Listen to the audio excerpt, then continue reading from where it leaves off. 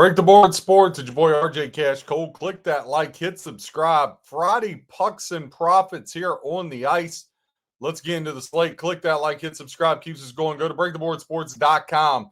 Sign up for that $64.99. You get every play for March Madness, including NHL, NBA, and it's about the first 3 weeks of baseball, 30 days. If we're not up over 500 and a minimum 7 units over 500, you'll get the following 3 months for free.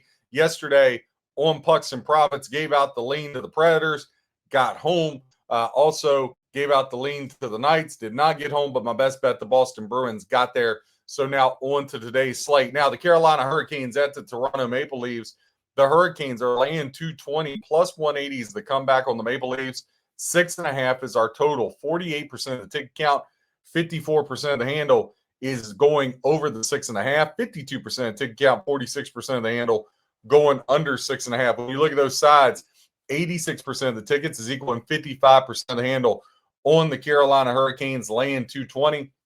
14% of ticket count, 45% of the handle is taking the Toronto Maple Leafs here, plus 180.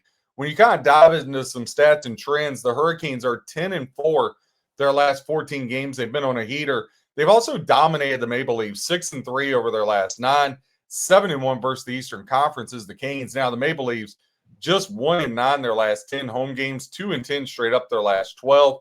The over is cashed 4 of the last 5 meetings between these two teams when they play in Toronto. Listen, obviously not a very good team right now is the Toronto Maple Leafs, but I can't ever go laying 220 on the road. I think that's going to get you in a lot of trouble. If you try to start laying big numbers on the road like that, that usually ends poorly. So just going to stay away there.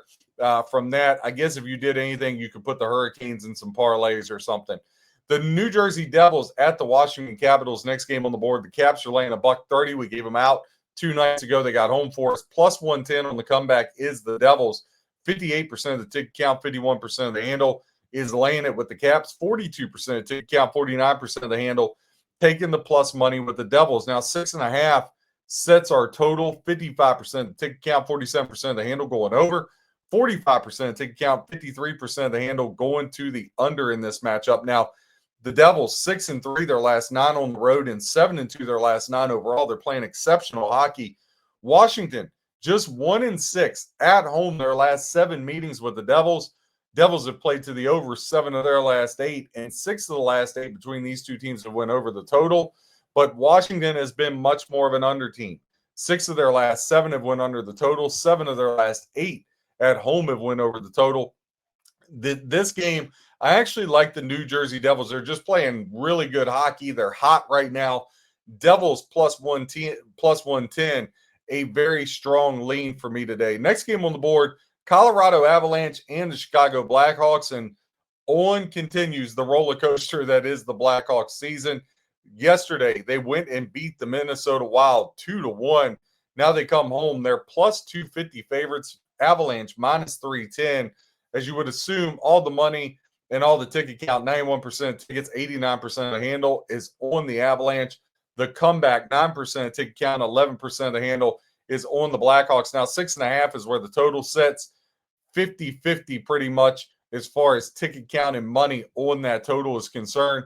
The Avs just 1-4 their last 5, but the Blackhawks might be a welcome sight to get them back on track.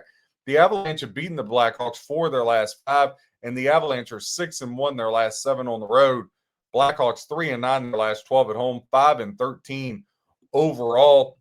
I think this is a really good spot for the Colorado Avalanche. Now, listen, you can't lay 310. That'll cause you to go broke for sure. But obviously, we're in the middle of March Madness, so there's always good opportunities there as well. When I looked up and down the board, just felt like it made sense for me. I had the Colorado Avalanche there, and I put them with St. John's and Miami on the money line, plus 185 for that money line parlay. Colorado Avalanche, St. John's, and the Miami Hurricanes there. Next game on the board, click that like, hit subscribe. The Florida Panthers and the Calgary Flames. Now, this is minus 110 both ways. Yesterday, the Florida Panthers got the best of the Oilers 4-0. Big win for them. Now, can Florida get on one of those 8 or 9 game runs? It would change everything for them in their quest to get to the playoffs. 73% of the ticket count, 66% of the handle is on the Panthers, 27% of ticket count, 34% of the handle is on the Flames. Now, 5.5 is where your total sets. 74% of the ticket count, 64% of the handle going over 5.5, 26% ticket count, 36% of the handle going to the under. Now, the Florida Panthers have won 4 of their last 6, but the Flames have beaten the Panthers 6 of the last 8. Panthers just 2-7 their last 9 on the road. They've lost their last 6 meetings when they've had to go to Calgary. Now, Calgary, no bargain, 3-8 over their last 11. Mentally, I want to take the Panthers, though Calgary's dominated them at home and Florida's on a back-to-back. This is not a strong lean at all, but I lean Calgary Flames are nothing here. Just going to stay away. Again, I'm really hyper-focused on college basketball right now, but I would lean the Flames, but I think the best 2 things is get the Avalanche in some type of money line parlay and the New Jersey Devils plus the 110. Those are the 2 best. Last game, get into the Anaheim Ducks at the Utah Mammoth. Now, the Mammoth are laying $1.30 plus 110 is the comeback on the Anaheim Ducks. 50-50 is the money split. 62% of the ticket count, 38% of the handle, or 62% ticket count on the Mammoth, 38% of the ticket count on the Ducks. Again, money, 50-50. When you look at that total, 44% of the ticket count is equaling 75% of the handle, going over 6.5 for the Ducks. 56% ticket count, 25% of the handle, going under the 6.5 in this game. Ducks just 2-4 their last 6. On the road at Utah is not treating them well. The Mammoth 9-4 their last 13 home games versus the Ducks.